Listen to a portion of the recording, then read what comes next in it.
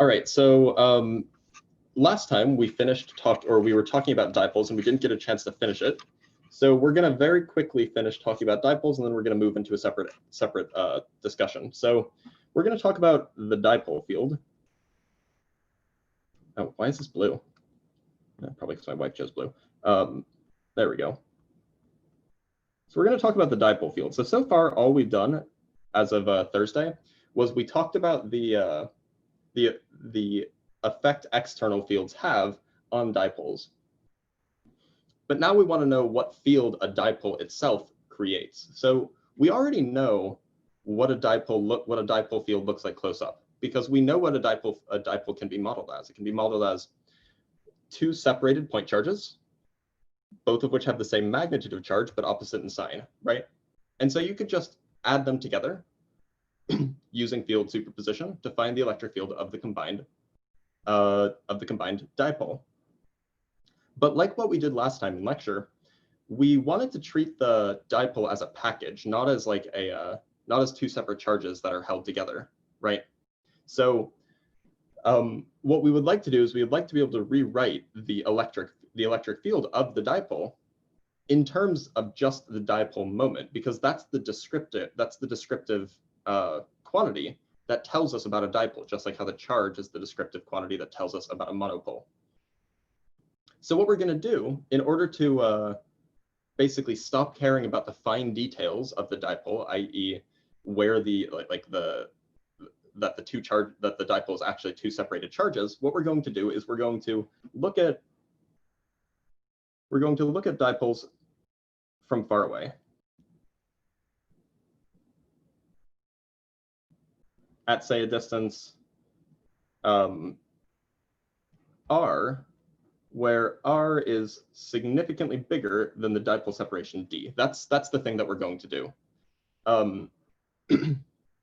By the way, remember that the Zoom chat is being recorded, right?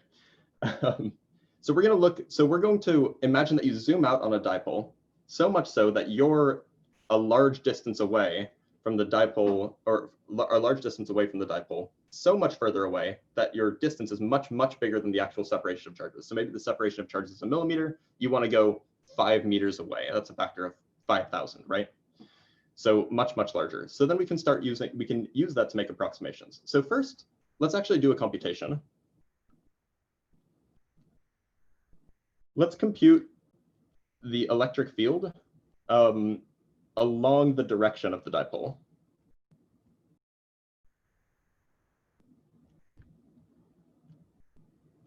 So the picture here is you have a minus charge, then you have your dipole moment, your plus charge. Say that this distance is d, this vector is p. Maybe we want to compute the electric field way out here, where this distance may be from the center, that's r. We'll call this the plus x direction. Yeah, so d is the distance between the charges in the dipole, and r is the distance from the dipole to you. So using superposition, we can actually just do this computation explicitly. The electric field is k, so first we're going to do for the minus charge times minus q over r plus d over 2 quantity squared in the I hat direction. So this is because that minus charge is, say, r plus d over 2 units away from the point of interest, plus k times positive q divided by r minus d over 2 quantity squared in the I plus direction. And so you can do some algebra. You get that this is 32 kq dr. This is not dr, this is d times r, by the way, divided by 4r squared minus d squared quantity squared in the I hat direction, which again can be simplified to 32kp, where p is q times d, kp times r to the minus 3 divided by 4 minus d squared over r squared to the second power in the I hat direction. So all I've done is I combined denominators, did some simplifications, and then I factored out 1 over r to the 4th from the denominator, and I rewrote everywhere that there was a d, I rewrote it in terms of p and q. sorry, everywhere that there was a Q, I rewrote it in terms of P and D. So now, considering that R is much, much larger than D, we have that D squared divided by R squared is much, much smaller than 1. And so what we can do is we can approximate the dipole electric field in the direction of P to be approximately 2 times Kp divided by R cubed.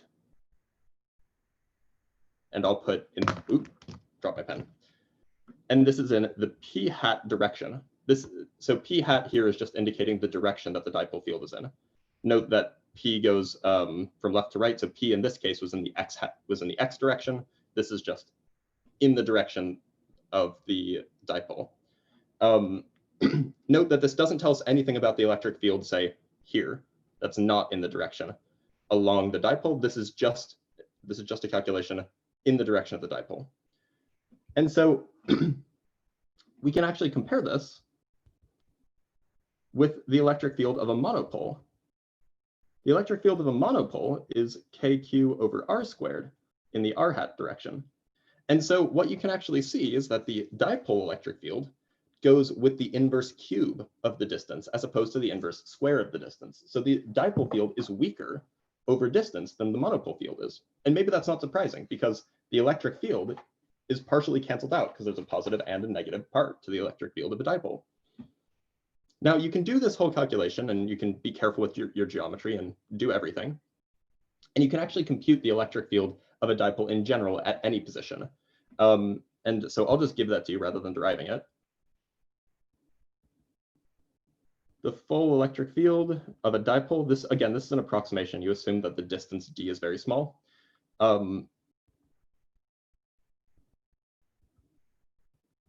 This is with d much, much smaller than r, is,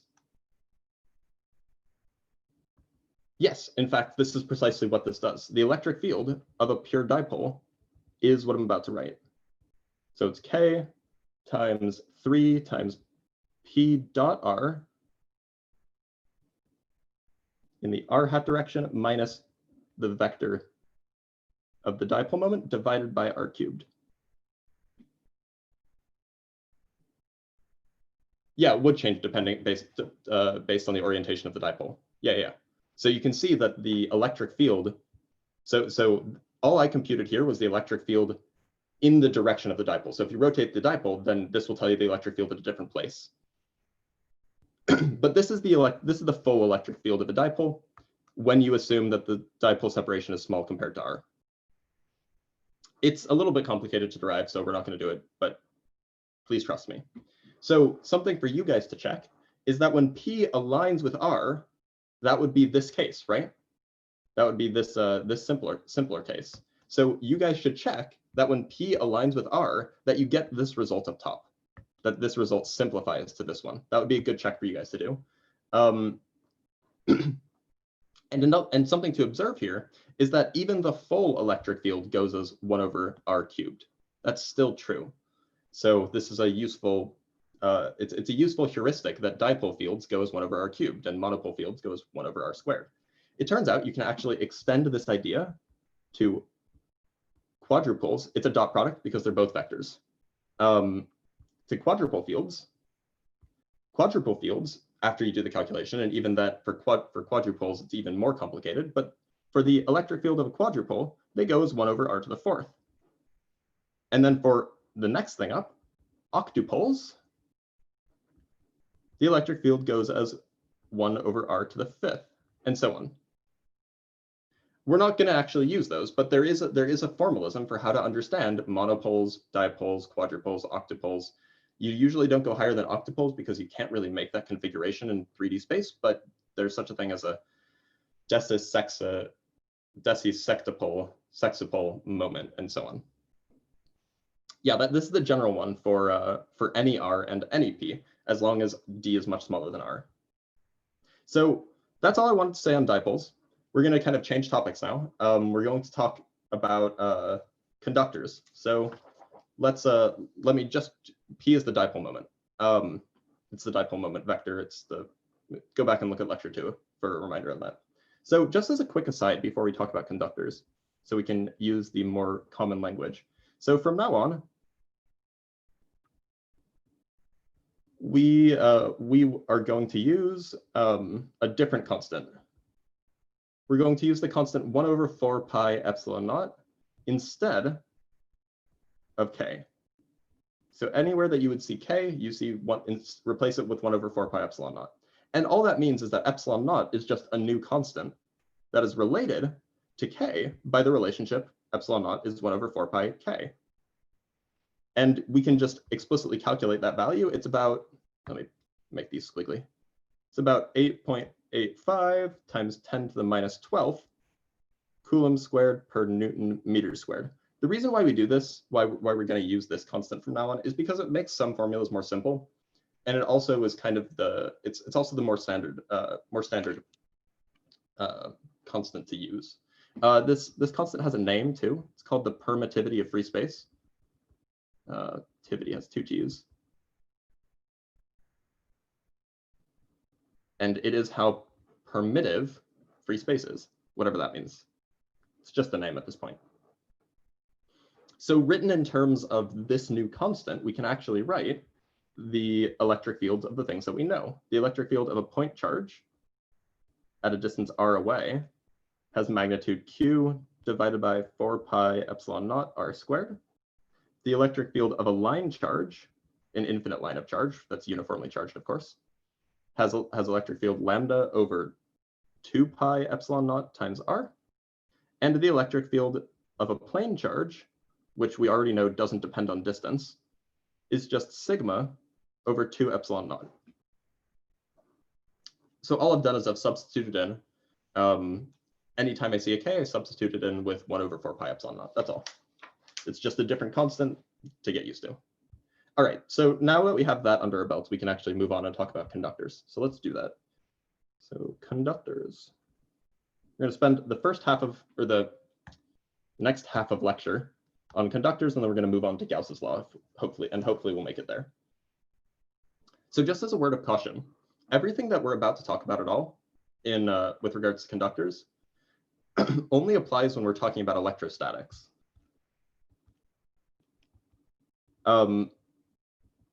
And what I mean by that, by electrostatics, is when you have systems that are in equilibrium, i.e., nothing is accelerating, everything is already stationary, everything is happy, and basically everything's just fixed in place. Things will move, but we don't worry about what happens while things are moving until they get back to equilibrium. And the reason we do that is because once charges start moving around, then you have to worry about magnetism and time-changing electric fields. And those get very complicated, which we will get to at the end of the quarter, but we're not there yet.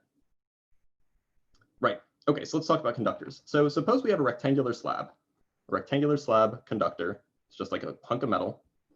And the question that you can ask is, what if we put an electric field, or what if we apply an external electric field to this conductor? So here's our conductor. Conductors we already know have the charges in a conductor are free to move around. So what happens if you apply some constant electric field to a conductor? And by the way, you're going to see something about this in discussion as well. So as I just said, just so we have this in notes, charges are free to move. They're free to move around inside a conductor. They can't leave the conductor, but they're free to move and redistribute themselves inside the conductor.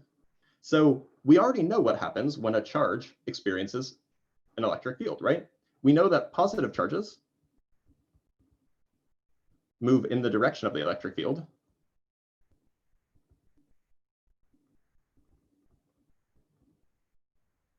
And that's because they feel a force.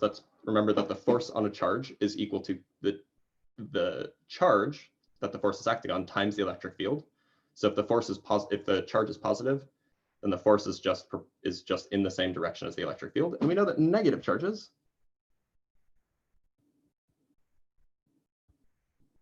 move opposite the electric field.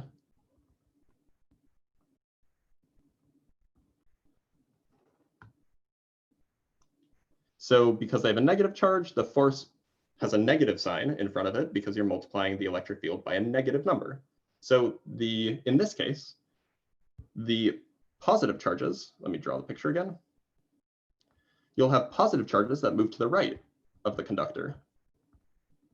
And you'll have a whole bunch of negative charges that move to the left of the conductor because there's this external electric field.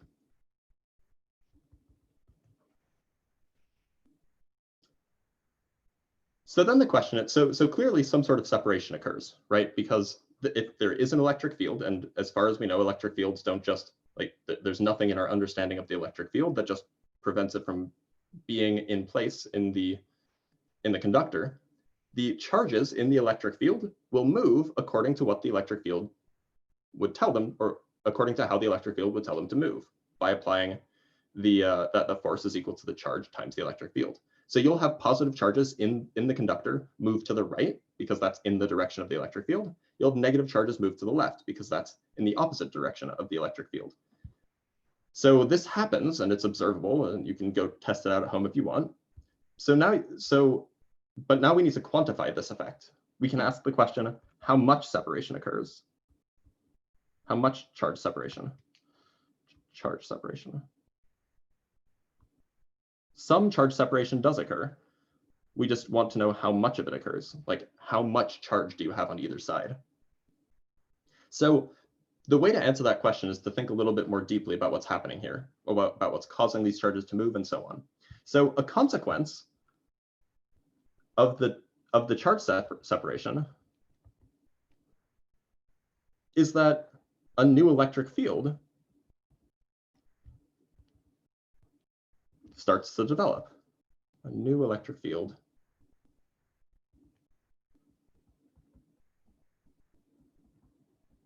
inside the conductor.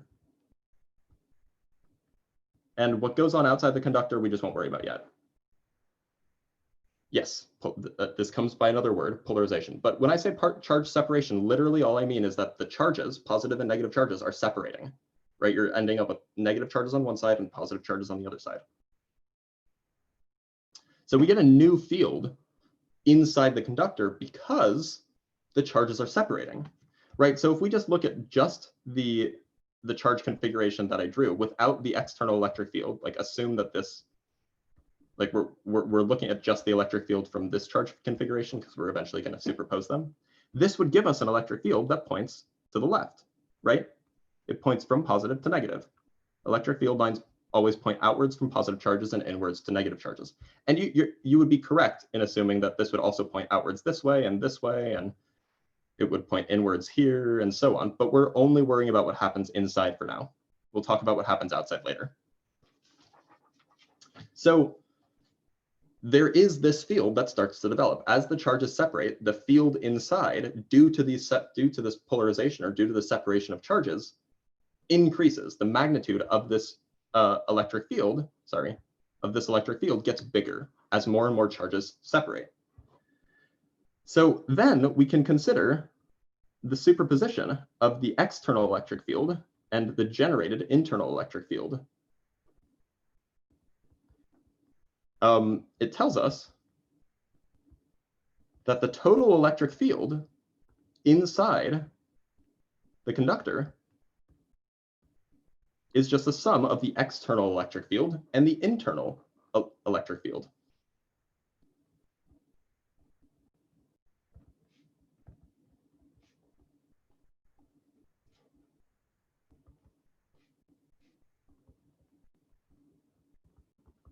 So schematically, you use vector addition, right? We have an electric field that maybe a large electric field that points to the right. That's the external electric field. And then we're adding to it some smaller internal electric field. And you end up with, a smaller total electric field. Another field forms because charges have electric fields, right? And so if you just had in a vacuum just a whole bunch of charges over here and a whole bunch of negative charges over here, you would get an electric field that points like this. In fact, between them, it looks like a dipole electric field. On the outside, it would look like a dipole electric field as well. But we're not worrying about what happens on the outside yet. So the electric field comes about because there are charges that are separated from one another.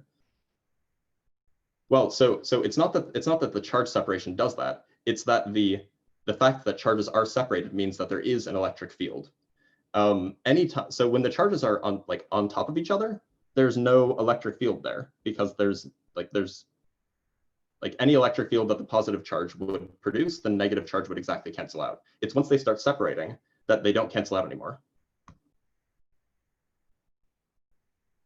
So it doesn't necessarily become a dipole. All I'm saying is that if the charges were overlapping, any charge that the positive electric field produces cancels out with the negative electric field, right? If the charges are, like, if you have a neutral atom effectively produces no electric field. No, a conductor always has free charges. But once you separate those charges, now those electric fields don't cancel anymore. They produce a field between them. It's similar to a dipole, but it's not quite a dipole because, they're in a conductor and there's other charges separated above and below them. Right, so there's two fields. There's the one external electric field, and then there's the one internal electric field, which is caused by charges being separated. All right, so now I want to, so really what's happening is you have negative charges moving away from the positive charges. And so, and this it's just a technical point, it doesn't actually matter. And so you end up with positively charged ions on the right and negatively charged free electrons on the left, that's all. Right, so just as a quick note, the electric field pointing to the right causes the separation of the charges. And that induces more electric field inside, which cancels more of the electric field, right? So as long as there is some total electric field pointing to the right, as long as this is not a zero electric field, it will cause more positive charges to move right and more negative charges to move left. And so what happens is you have a feedback. You have the amount of charge separation increases until the internal electric field exactly cancels out with the external electric field. So all of that is true regarding the ions not moving and so on, but it's completely irrelevant for the discussion of conductors. Completely irrelevant. The end result of all of this. Does somebody have a mic on? Because I keep hearing something. Is that the charges move around inside the conductor, or charges move around inside conductors, rather. This is true for every conductor, until the electric field is zero inside the conductor. And this should be kind of intuitive, right? So the idea here is that electric fields cause charges to move. So the only stable arrangement of charges, like the only stable configuration of charges in a conductor, is when there is no electric field in that conductor. So the charges will arrange themselves in such a way so that any electric field that is external to the system is completely canceled out by the electric field created by the charges internal to the system. Just as a quick note though, this statement that the electric field is zero inside the conductor only applies to the actual metal itself. Like if you had like a hollow sphere made of metal, it wouldn't say anything about the electric field being zero inside the hollowed out portion, right? It would only say something about the electric field being zero in the physical metal itself. Right, so in electrostatic equilibrium inside a conductor, there is no internal electric field, because if there were, the charges would still be moving, because there's always free charges in a conductor, and if there is an electric field, then the charges would feel a force. And so because we are assuming electrostatic equilibrium, the charges have to arrange themselves in such a way so that there is no electric field. The sum of the external plus the internal electric field is zero. That has to be true. So, okay, so that argument just ensures that the electric field inside a conductor is always zero. Yeah, it only applies to the conductor itself. So the electric field inside a conductor always has to be 0 once it's in electrostatic equilibrium. It'll take some time to get there on the order of microseconds, but it will be 0. Can you have an E field so large it can't be canceled out? In principle, yeah, but it would rip apart the conductor before that happened, like physically. So next question is, what if the E field was rotated? i.e., what if it's not heading straight in, right? So we still know that the electric field will be 0 inside the conductor, but is that all that happens? Does it just be 0 and that's it? So let's say that we have an electric field like this. Again, it's uniform, but we have an electric field passing through at an angle. So this is the same situation as before, but what we're going to do is we're going to use superposition to break up the electric field into 2 parts. So I'm just going to zoom in on just one of these field lines. Yeah, so I'm rotating the external field, or you can think of it as rotating the conductor. It doesn't matter. It's just a perspective switch. So zooming in, so we have one side of our conductor, and we have the electric field going in, right? Here's our conductor. Zoomed in. So this is the same situation as if you had 2 external electric fields, where you have one external electric field that goes horizontally, one external electric field that goes vertically. And then here's our conductor, right? This is the same situation. You can always break up electric fields into components. Totally fine. So let's just figure out sequentially, what does each component of the electric field do to the conductor? So, oh, come on, stop. So the perpendicular component basically matches what we just did.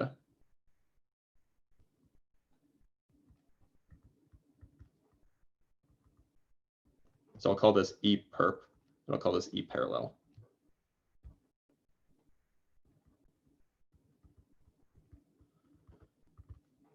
That perpendicular component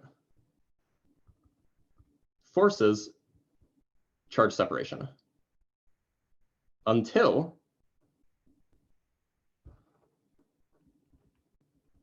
E perp is 0. So that has to be true, because if it weren't, if there were some component of the electric field that was going into the conductor, then yeah, in this case, the electric fields are entering at an angle. If there were some component of the electric field that was going into the conductor perpendicular to the surface, then there would be charges moving around, and so it wouldn't be an electrostatic equilibrium. So the perpendicular component is canceled out by charge separation. Then once that happens, and this doesn't actually take place sequentially, I'm just explaining it sequentially, but it happens simultaneously.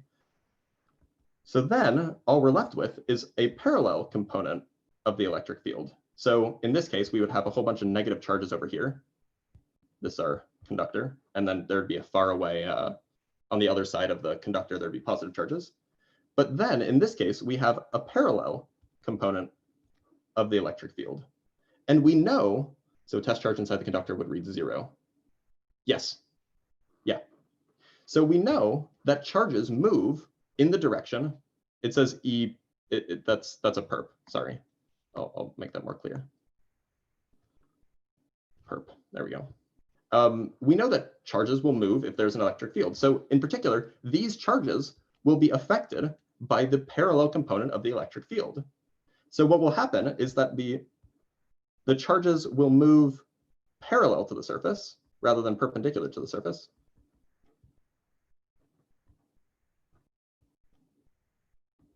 Until there is no more parallel component.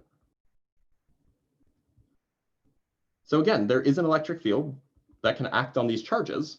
And so the charges will now move up and down until that parallel component of the electric field is canceled. And so the picture would look like this. Sorry that these drawings are kind of rough. So you would have, so the electric field points up, so you would have negative charges pushed downward. So you'd end up with some negative charges up top, and they would get more and more concentrated down at the bottom. And so the end result of both of these things when you have any electric field entering at any angle to a conductor, you have that the charge separates so that there is no E field inside the conductor. So you initially have neutral atoms, and then the perpendicular component forces those neutral atoms to split. Yeah, basically. Or it's just however it's arranged so that the parallel component cancels. So you have charge separation so that there's no electric field inside the conductor, and the electric field on the surface of the conductor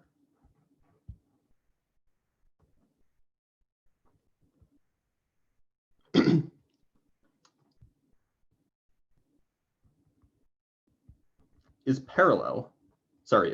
perpendicular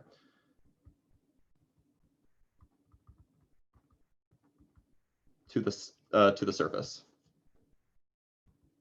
So what ends up happening is the electric field pointing inwards.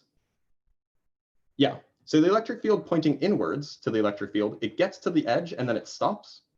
But the electric field that was pointing along the surface is actually canceled out even outside of the conductor, because you have a whole bunch of charges that you have the electric field running along, and then you have a whole bunch of charges that move to cancel it out. So what we're left with is a picture that looks like this. So you have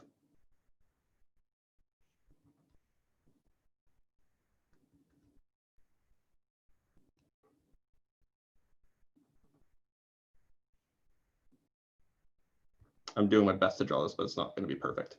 But the point is these are all right angles. So what happens is if you have some electric field that's going like this, and then you put in a perpendicular or like some conductor that's not oriented with the electric field, it actually bends the electric field near the conductor, and it does it in a smooth way. So this is like the way that function curves is predictable, but we're not going to spend a whole lot of time on it. And so, in fact, all of these above arguments, everything that we just did, talking about electric fields being bent, electric fields having their various components canceled out and so on, all of that applies for more general shapes and for more general electric fields. The bottom line is this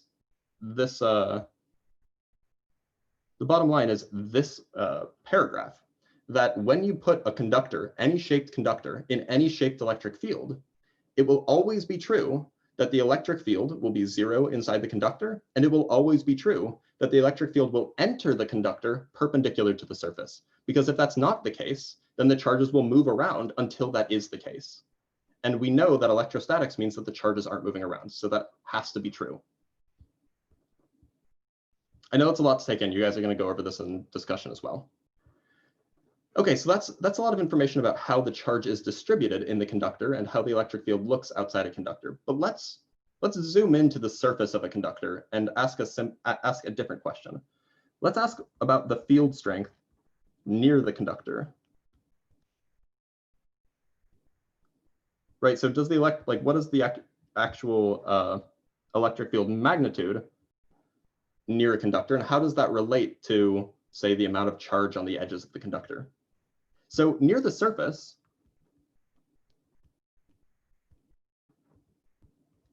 of a conductor in an external field,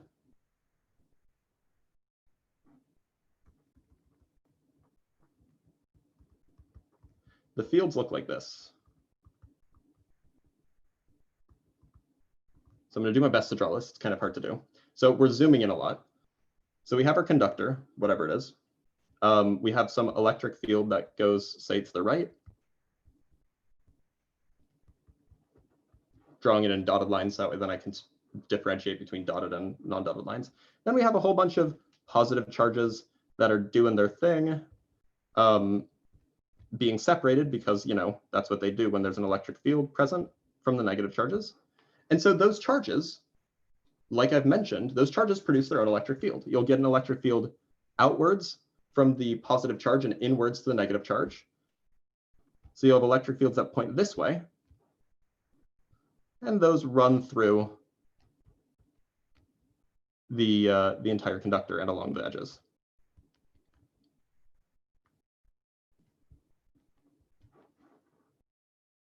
So this is, and so if you wanted to find the electric field at any given point, you would add up all of the electric fields. So if I wanted to find the electric field, say here, I would add up this electric field to the electric field there from the external field, right? And that would be whatever it is. And so we're actually going to figure out what those quantities are. So near the surface of a conductor, we can approximate the entire system, or we can approximate that conductor as just two infinite planes of charge, right? Because if you zoom in enough, everything looks flat and everything looks really big. So we're going to approximate the system, approximate the conductor. And this is after the charges have separated, by the way. Everything's already done. Approximate the conductor as two infinite planes of equal and opposite charge.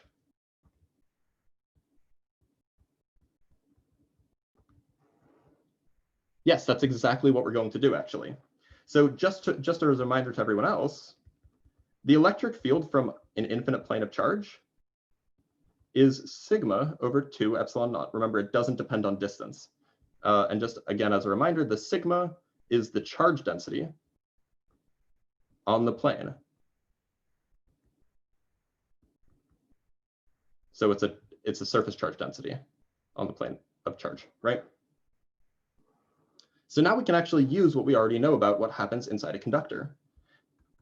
Because the electric field has to be 0 inside a conductor, I'm missing a word. We actually can figure out what the electric field, or we can relate the electric field outside the conductor to the electric field, or to the charge distribution inside the conductor. We have that the electric field from the positive, from the positive plane of charge, plus the electric field from the negative plane of charge, that's this segment, plus the external electric field, that has to equal 0. So it's an approximation right now, but basically all we're saying is that so if you zoom in close enough to a conductor, the surface of the conductor will look approximately flat. And the other side of the conductor, even though it's really, really far away in this zoomed in version, because the infinite plane of charge doesn't actually care about the distance, you can put it however far away you want, and it'll still have the same electric field. Because this is a conductor is a three-dimensional object, right?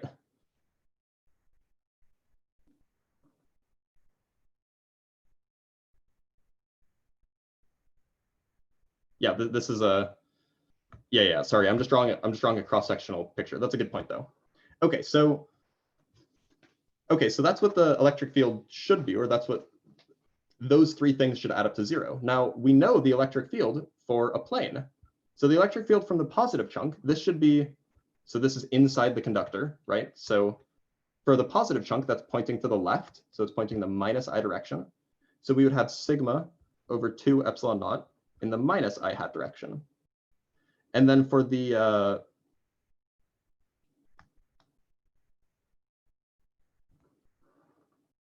electric field in the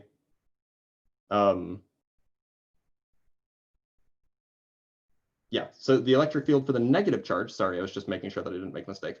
The magnitude of the electric field for the negative charge is still just sigma times 2 epsilon naught, right? This for the negative electric charge. And again, inside the electric field, it points to the left because it's pointing towards the negative charge. So this is minus I hat. And then the external electric field, I'll just call it E naught, and it points in the positive I direction, right? It points to the right. Let me just give some coordinates here. That's plus x. There we go. And this has to be equal to 0. So what this tells us, you can do this algebra, it tells us that sigma over epsilon naught is equal to the applied external electric field, the magnitude. And that's a super useful relation. It tells us how densely packed the charges are on the surface of a conductor, given some external electric field. Or if you know the surface charge density, you can know the external electric field. We can do a similar argument to figure out the electric field outside the conductor, say on the left. So on the left side of the conductor, we have that the total electric field, it's again just the sum of the electric fields. E naught is, that's just the external electric field. It's just the magnitude of the external electric field. And so the electric field in the positive, or from the positive charge, that still points to the left, right? If we're talking about the electric field over here on the left side of the conductor. So this would still be sigma over 2 epsilon naught in the minus I hat direction. The electric field from the negative charge points to the right. It points towards the negative charge.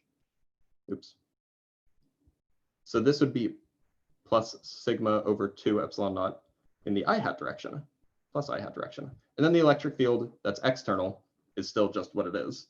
It's just epsilon naught in the I hat direction. And so these two things cancel out, and you're left with that the external electric field is still unchanged. It's still just the external electric field. Sigma is charge density. It's charge density on the surface. Also, that the field of planes does not care for distance. All we're trying to do is we're trying to analyze how the magnitude of the electric field relates to the charges inside. So the conclusion is that the parallel component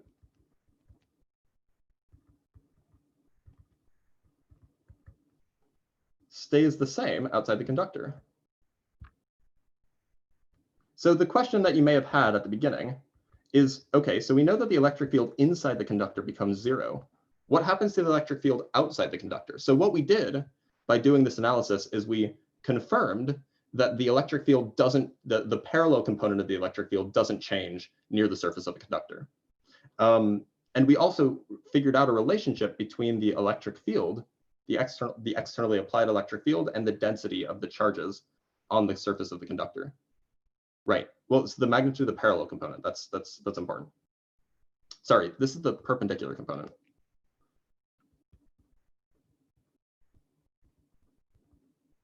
It's the part of the electric field that points inwards.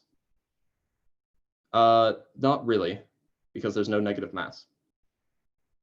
So now at the beginning of this part of the discussion, I said, look, this only technically applies to, like we're making an approximation here. We're approximating these conductors as two infinite planes of equal and opposite charge. And so you might think that this is actually only an approximation, but it turns out that this statement that that we can relate the electric field to the charge density on the surface is just generally true. And we can prove that using stuff that we're about to talk about and that we'll continue to talk about on Thursday. So we're going to, antimatter does have positive mass as far as we know. We're going to kind of change topics now, but keep this thought in the back of your head how conductors work, and we will link back here probably by Thursday. So let's change topics and talk about the density of field lines.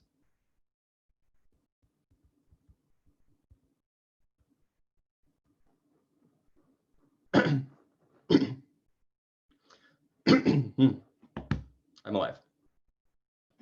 Why doesn't the electric field of a plane not have something to factor in? So if you're curious about that, Eric, go check out the lecture on Thursday. We talked about that beginning-ish of the lecture.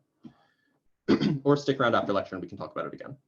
Right, so I mentioned last week that the strength of the electric field is given by the density of the field lines, right? So if you draw a positive charge and you have a whole bunch of, you draw your field lines out from it, the denser the field lines are, like in this small circle, the field lines are closer together, whereas in this larger circle, the field lines are further apart. The density of those field lines is proportional to the strength of the electric field.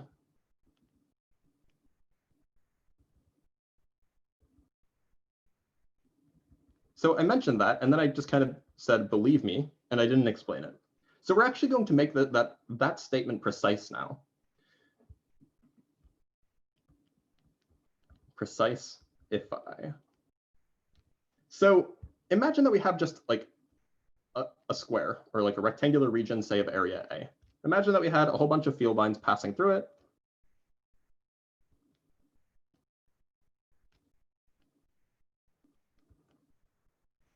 Passing through it which way. Let's say that there's, say, n field lines.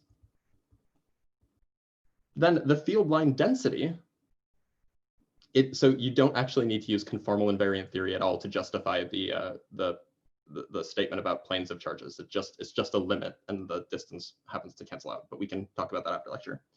So the field line density, let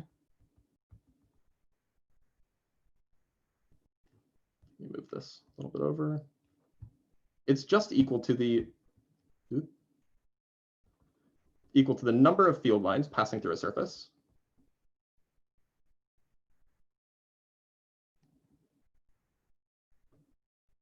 divided by the area of that surface.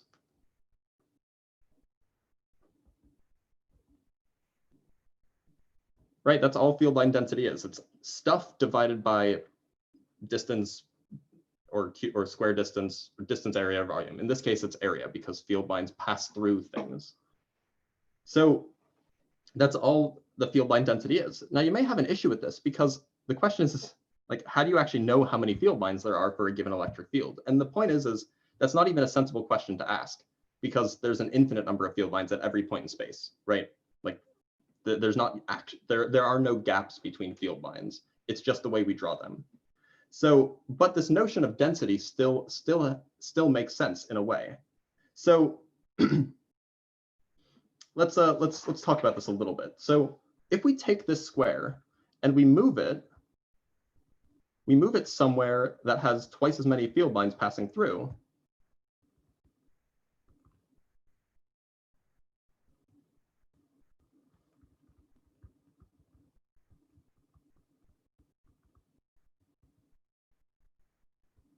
like maybe the field gets stronger elsewhere or something like that. Not necessarily, but they can. It's a good way to. We'll get to. We can link back to that later. So if we move that square somewhere with 2 times as many field lines, so if we move it somewhere that has an electric field that would allow twice as many field lines to pass through it, then the density, the field line density, is twice as big, right? Because you doubled the number of field lines without changing the area. And doing so, because of this relationship between field line density and electric field, this implies that the electric field is twice as large there. Yeah, field lines are arbitrary. This is why we're trying to make this notion precise. Exactly. One other thing that you might be curious about, so moving the square around can change the field line density that passes through it, or the field line density that it has, because there might be more field lines in one place than another.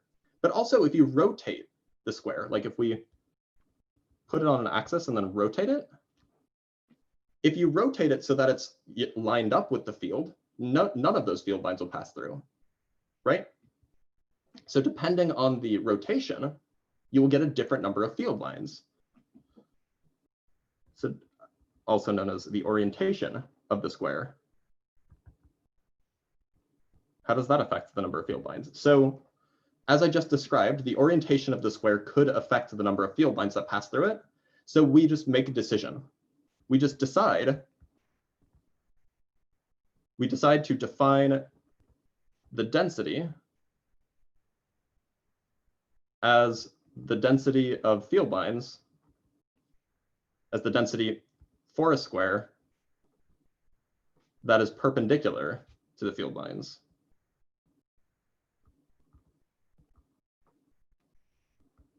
So the point of this that I'm trying to get at is that we could have defined this notion of density differently. Like say we had rotated this whole square a little bit, then the density that we would have calculated would have been different. So we just need to stick with some convention, or we need to choose a convention and stick with it. So the choice that we make is we choose the convention where if you're going to put a square somewhere to try to measure the field line density, you have to orient that square so that that square is perpendicular to all of the field lines passing through it. And the reason we do that is because it basically maximizes the number of field lines we're counting. We don't want to miss any because the square is oriented improperly, because the square is just a tool for measuring. We want to count every single field line. So to do so, we make sure that it's perpendicular. And you might, it's not arbitrary, but it's a convention. And as long as you use conventions consistently, you can obtain real world results with those conventions. Right. So Nicholas, that's a great question. If the field lines aren't parallel, then what do you do? Well, then what you have to do is you have to make your squares smaller until they are all perpendicular to your surface. And if they're never, then you just got to keep making your squares smaller and smaller until it's infinitesimal. And at that point, it will be perpendicular because there will only be one field line or whatever. We'll get to that. So let's talk about this. Yeah, we're getting there. You guys are clever. So we're going to talk about electric field flux, which is very closely related to this notion of field line density. So the concept of flux makes precise the notion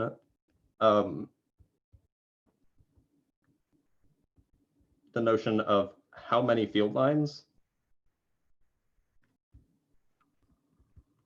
pierce a surface. So part of computing the field line density is you have to know how much, how you have to be able to count how many of those field lines pierce that surface. So, but like if your surface is really complicated and it wiggles in and out and so on, you need some rigorous notion of what it means to pierce the surface so that everything is consistent, because you can't just work with ideas. You have to actually do some calculations sometimes. So the way that we're going to do that is we're going to remember that the way we compute the way that we count the number of piercings is we count the number of piercings that something of that area, or we count the number of piercings through something perpendicular to the field lines. So I'm just going to draw a quick picture here. So say we have a bunch of field lines like this. And a picture like this, by the way, a better picture like this is in the LibreText. But I'm going to try to do my best to draw it. So let's say that we have a whole bunch of field lines like that, right? So, and let's say that we just have some random surface that's oriented this way. Maybe it's oriented at an angle theta relative to the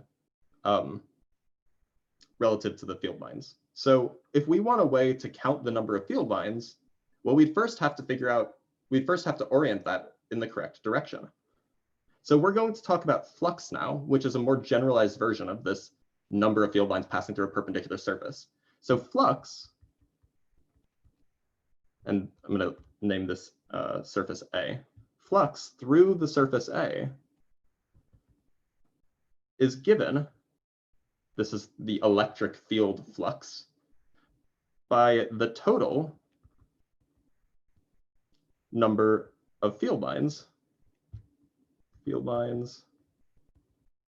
passing through it. Okay, so far so good. So this is not the same as the number of field lines passing through a perpendicular surface, because it's not perpendicular. And we give this quantity flux, which counts the number of field lines passing through the surface. We give it a name. It has the name flux, and the symbol we give is the Greek capital letter phi. Let me do it better so then you guys know what it looks like. So it looks like an eye with a little circle in the middle. Give it a subscript E to integrate or to indicate electric. So to get the electric field from the flux, we need to relate density to flux, because we know the electric field's related to density. So we need to relate the density to the flux, and then we can relate the flux to the electric field directly.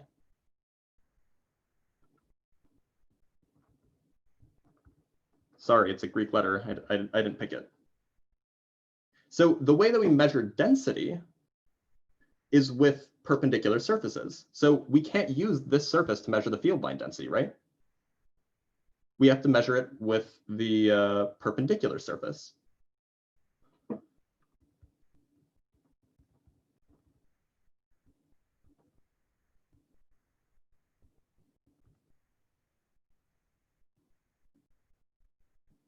So we're going to call that surface a perpendicular. And so that surface would look something like this.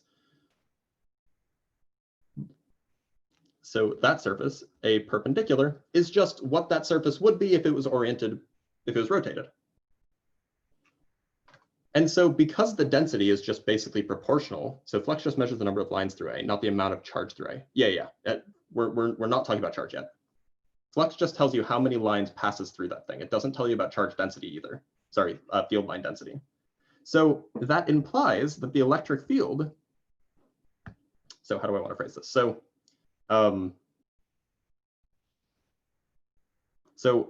flux equals number of field lines, right? Through A, which is also happens to be equal to the number, it's not a coincidence, number of field lines through a perpendicular. So density is equal to the number of field lines through a perpendicular divided by the area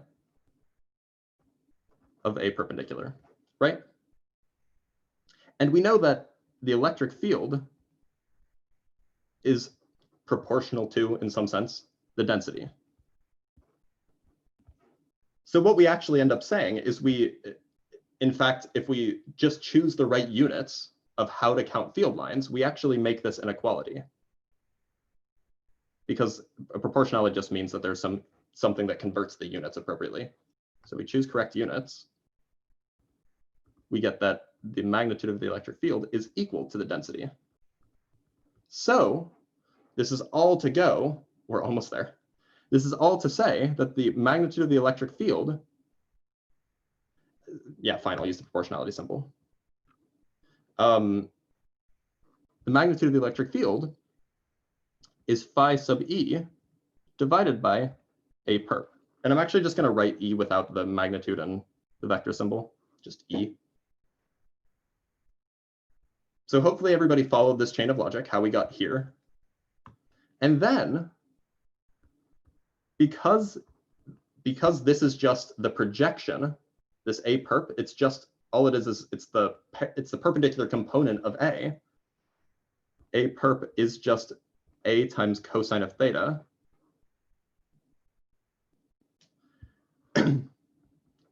We have that the flux through the surface A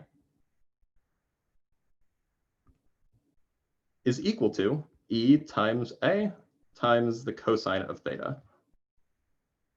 So this is all gone over in the Libre text as well, and I will answer questions afterwards. So do stick around if you're getting lost. But we're just trying to work our way to understand how flux works so we can get to Gauss's law. So, okay, so this is all great for constant electric fields and for flat surfaces, right? All of this works. This tells us how to figure out how many field lines pass through a given surface of area A based off of its angle relative to those field lines, based off the magnitude of the electric field, and so on. Maybe I should have written that AE. So this is, remember, this is just number of electric field lines. And by the way, all we're saying now is if you choose the right units, you can just make the magnitude of the electric field equal to the number of field lines. That's just a totally fine thing to do. It's just a unit thing. Because they're exactly proportional, they're just related by some constant. And it doesn't matter what, like, you can just choose the right units, that constant is 1. So that's the simple part, because so far we've worked with only uniform electric fields and we've worked with only flat surfaces. But generally speaking, the electric field is not uniform. It's not just some constant electric field. It changes its magnitude, it changes its direction. So what we have to do, right, because the way that we wanted to count the density of field lines relied on the amount of field lines passing through a perpendicular surface. That was the convention that we chose. That was this whole business. We had to make a choice, and that was the convention that we chose, so we're sticking with it. That has the same fluxes. It's not quite defined that way. But you can think of it that way. Yeah, that's fine. So the way that we handle changing, yeah, that's phi of A. Yeah, it's the flux through the surface A. So the way that we handle Yeah. So the way that we handle electric fields that are not constant, that are changing, that point in different directions and whatnot, is all we do is we just make our squares really, really small, right? Because if you zoom in close enough, every electric field looks like a constant electric field, because it'll look like this. Maybe it's going different directions, but if you zoom in right here, it'll just look like it's going straight. So all we do is we just make our square sufficiently small. So for non-constant electric fields,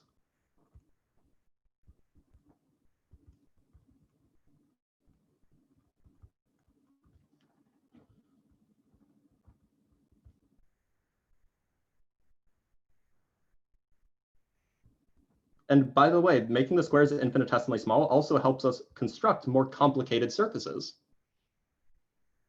Yeah, I'm writing this down. So for non-constant electric fields, we just make our squares infinitesimally small so that the electric fields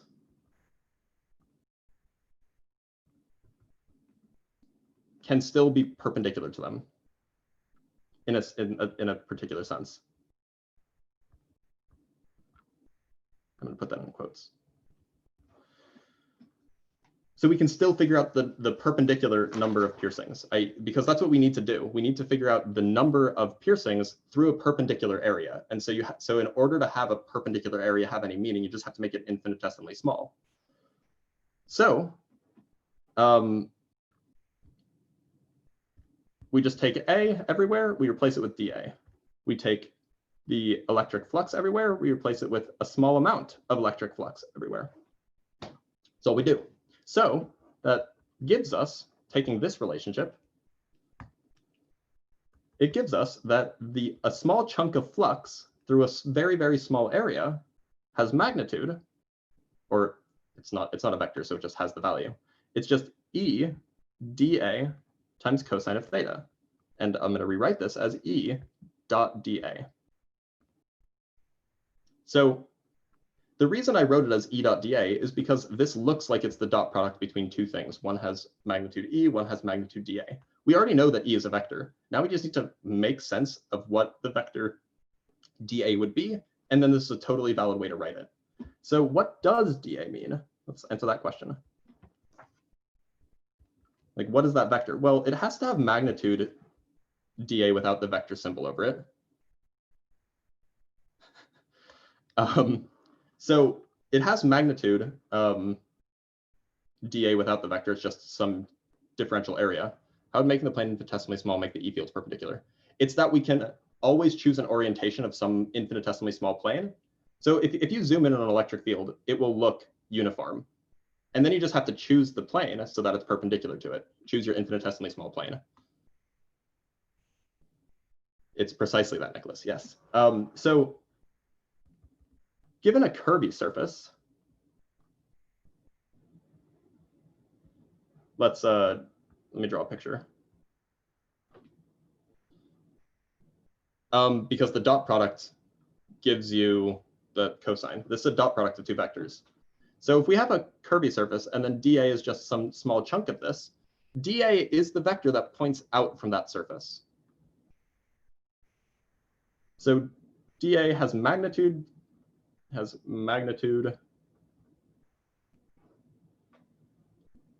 dA and points perpendicular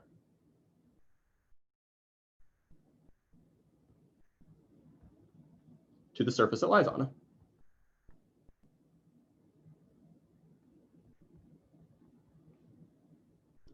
So we're not solving for anything. I'm introducing a concept so that you can use it to solve for other stuff later. Right now we're talking about this notion of flux.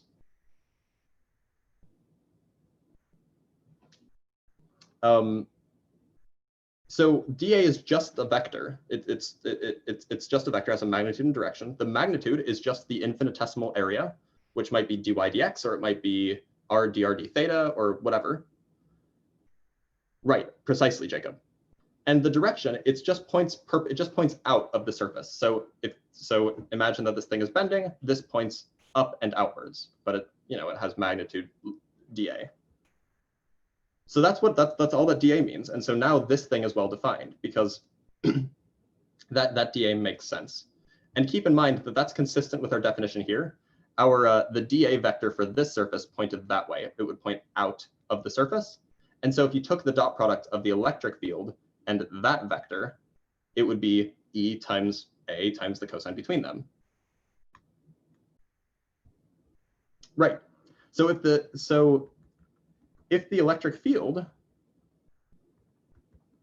does not stick straight out, straight, putting in quotes, out of the surface, then the flux through that small chunk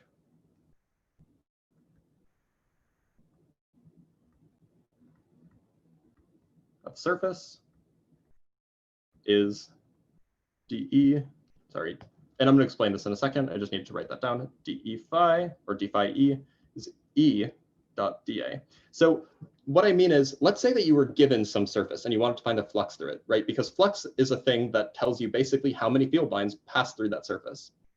So let's say that the field line doesn't point straight out. Let's say it points not quite straight out. Well, if we wanted to find the actual density of field lines passing through that surface, we would have to reorient our square. We'd have to tilt it so that it does line up with the electric field. So rather than doing that, all we do is we just adjust this, we add this cosine of theta fudge factor that tells us what the density would have been had it been perfectly aligned.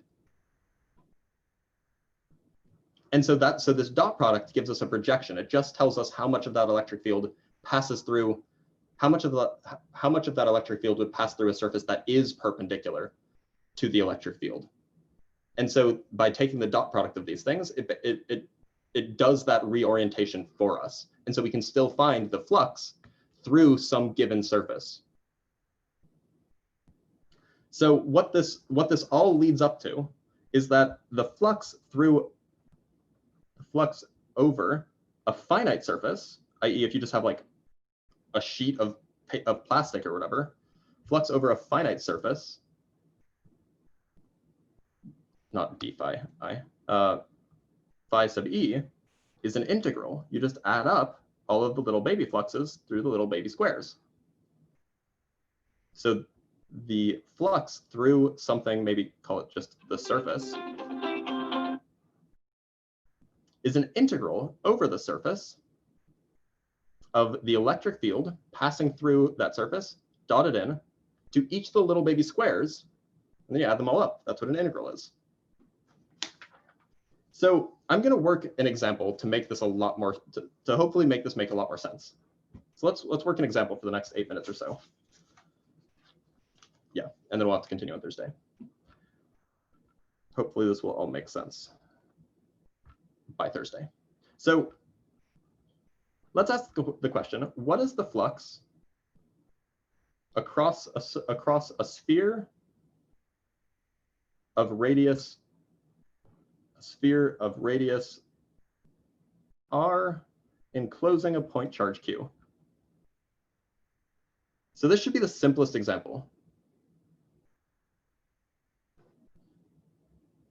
Okay, so there's a lot of work to do. So I'm going to draw a picture first. So let's say that we have our sphere. We have our point charge in the middle. Has radius r, and we want to calculate the flux through all of these little baby squares, and then we want to add them all up, right? It's the units of flux are just the units of electric field, which is newtons per coulomb, times area. So it's newtons meters squared per coulomb.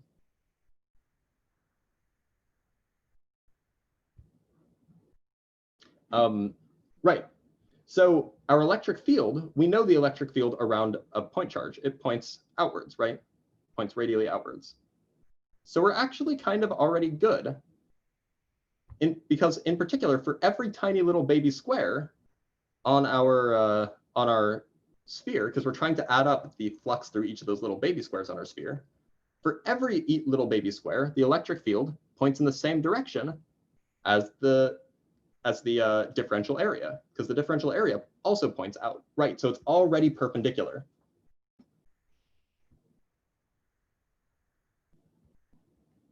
E points radially outwards,